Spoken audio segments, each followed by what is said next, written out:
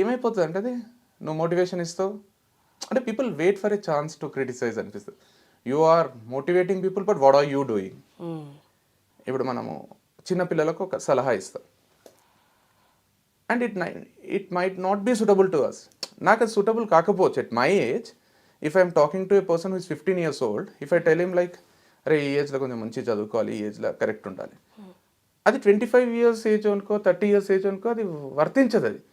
So you can't ఇప్పుడు that person can't come and question me saying that నువ్వేం చదువుకోమంటున్నావు, నువ్వేం cricket ఆడుకుంటున్నావు అంటే I'm done with that phase. So when it comes to Ram Gopal Varma గారి interviews చూసినప్పుడు కూడా నాకు అదే అనిపిస్తుంది. చాలామంది ఇన్ఫ్లుయెన్స్ అవుతారు, అరే ఇట్లా ఎంజాయ్ చేయాలి. But what did he do at an age of 21, 22?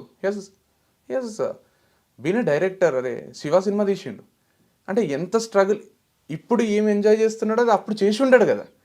అదే ఒక 21 years ఒక 19 years పిల్లోడు చూసి అరే have to lead a life like Ram Gopal Varma అంటే he has not led a life like what is trying to tell you now.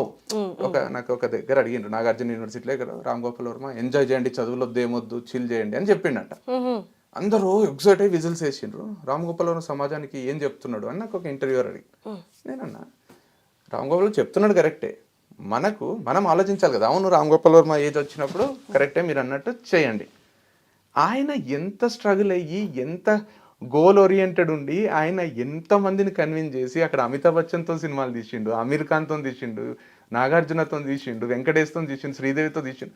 It's not an easy thing.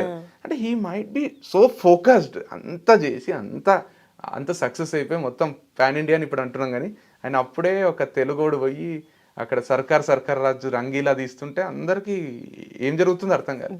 So he has done all right things in his life. And now when he's asking people to do this, or he's not even asking people to do, I'll do this అంటున్నాడు. అందరూ అరే మనం కూడా అట్లా చేయాలనుకుంటారు. Age matters, own way of leading life. So నాకు అదే అనిపిస్తుంది, ప్రతి ఒక్కరికి ఉంటుంది. ఇప్పుడు డాడ్ వచ్చి సిగరెట్ తాగకరా అని కొడుకు చెప్తే నువ్వు తాగుతున్నావు కదా అన్నట్టే ఉంటుంది. So he at his age కరెక్టే సిగరెట్ మానేసి చెప్పారు. గాంధీజీ చెప్పినట్టు టీచు ఓన్లీ ప్రీచ్ ఓన్లీ ఏమంటారు వెన్ ప్రాక్టీస్ అన్నట్టు కరెక్టే అది. బట్ ఎట్ టైమ్స్ ఏమవుతుందంటే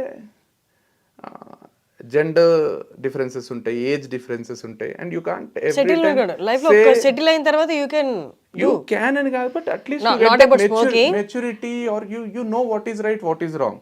not an age of 15 or 16 you don't even know కదా, you only feel like you know everything.